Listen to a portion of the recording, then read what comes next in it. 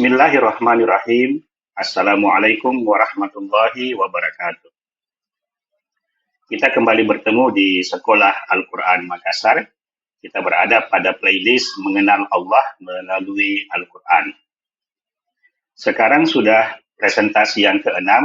Kita sudah melampaui presentasi 1 sampai 5. Silahkan lihat atau nonton video-video sebelumnya. Di sini kita masih membahas tentang mengenal Allah melalui Al-Quran dengan kata kunci Dzalikumullah.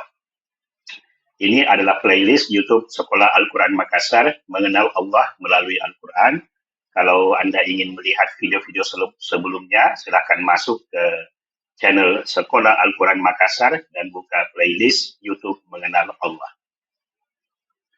Sebelum kita lanjut, ada pesan untuk diri bahwa mengkaji Al-Quran untuk mendapatkan petunjuk lalu mengamalkannya jauh lebih berat dibandingkan membaca dan menamatkan bacaan Al-Quran demi pahala. Nah, sekarang kita lihat ayat yang menjadi pokok bahasan kita pada video ini. Di sini ada ayat ke-64 dari surah 40. A'udzubillahi minasyaitonirrajim. Allahul ladzi ja'ala lakumul arda qararan was samaa'a binaan wa sawwarakum fa ahsana suwarakum. Allah alladzi yang ja'ala menjadikan lakum bagi kalian al-arda bumi qararan tempat untuk menetap, was samaa'a binaan dan langit sebagai atap, wasawwarakum dan dia membentuk kalian fa ahsana suwarakum lalu dia memperindah suwarakum bentuk atau rupa kalian, warazaqakum dan dia memberi kamu rezeki, warazaqakum minat thayyibat dari at-thayyibat yang baik-baik. Dzalikumullahu rabbukum, itulah Allah rabbukum Tuhan kalian. Fatabarakallahu Rabbul Alamin. Maha suci Allah, Rabbul Alamin, Tuhan semesta alam. Nah, inilah ayat yang menjadi topik bahasan kita, di mana kita menemukan frasa atau kata kunci Dzalikumullahu Rabbukum. Nah, ayat ini mengenalkan kita kepada Allah, bahwa Allah itu pertama adalah Dia yang menjadikan bumi sebagai tempat menetap. Kemudian menjadikan langit sebagai atap, lalu membentuk dan memperindah rupa atau raga manusia. Kemudian dia juga yang memberi manusia ini rezeki dari hal-hal yang baik. Itulah Allah Subhanahu wa Ta'ala, Tuhan seru sekalian alam. Nah, kita lihat uraian perkata. Nah, di sini ada kata Allah, ya. Allahul ladzi, ini sudah berulang-ulang kali kita bahas di video-video yang lalu. Allah itu adalah isim alam, kemudian al-ladzi adalah isim mausul, kata sambung, dia muzakkar dan mufrad. Kemudian ja'ala itu adalah fi'lun madhi, kata kerja bentuk lampau, diambil dari akar kata jim, ain dan lam. Dia ghaib, artinya pihak ketiga atau pihak yang dibicarakan, muzakkar maskulin, mufrad tunggal. Kemudian lakum terdiri dari dua kata, yaitu lam dan kum, di mana lanya ini adalah huruf jar, kata depan atau preposisi dalam bahasa Inggris, dan kum adalah dhamir atau kata ganti diri. Kata ganti diri ini adalah pihak yang kedua atau pihak yang lawan bicara, muzakkar dan jamak. Kemudian al-arda, ini juga sudah berkali-kali kita ungkapkan di video sebelumnya. Al-arda ini terdiri dari alif lam ma'rifah, kemudian al-ard ini adalah isim dan asal katanya dari sini.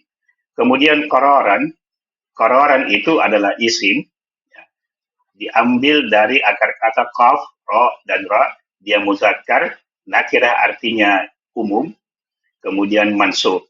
Ini ardun ini adalah muannas, feminim, kemudian dia juga mansub, sama-sama mansub karena di sini ada fathah, di sini ada fathatain. Kemudian kata was-samaa'a terdiri dari huruf waw yang merupakan huruf ataf, kemudian alif lam ma'rifah, kemudian as-sama yang merupakan isim, diambil dari akar kata sin, mim, dan waw. As-sama ini adalah muannas, dia mansub. Jadi al-ard muannas, as-sama juga muannas. Binaan ini adalah isim, ya, diambil dari akar kata ba, nun, dan ya, dia muzakkar, maskulin, nakirah, umum, dan mansub. Selanjutnya kita lihat kata berikutnya. Wasawwarakum. Wasawwarakum ini terdiri dari wa, ini huruf ataf. Sawwara adalah fi'lun madi, kata kerja bentuk lampau. Kemudian diambil dari akar kata sod, waw, dan ra. Gaib artinya pihak yang dibicarakan, pihak ketiga. Muzakkar maskulin, mufrad tunggal. Kum ini adalah dhamir atau kata ganti diri untuk mukhatab, ya, lawan bicara, yang muzakkar dan jamak. Jamak ini 3 ke atas jumlahnya kalau dalam bahasa Arab. Kemudian fa'ahsana. Fa'ahsana ini terdiri dari 2 kata, yaitu huruf fa yang merupakan huruf ataf, kemudian ahsana yang merupakan fi'lun madhi, kata kerja bentuk lampau, diambil dari akar kata ha, sin, dan nun, dari timbangan af'ala, dia gaib, muzakkar, dan mufrad. Kemudian suwarakum terdiri dari kata suwar yang isim dan kum yang dhamir atau kata ganti diri. Suwar ini diambil dari akar kata sod, waw, dan ra. Kemudian frasa berikutnya warazakakum. Ya. Warazakakum ini terdiri dari 2 kata, yaitu huruf waw harfun ataf, razaka fi'lun madhi, kemudian kum ini adalah dhamir. Di sini dia berfungsi sebagai objek dalam kalimat ini.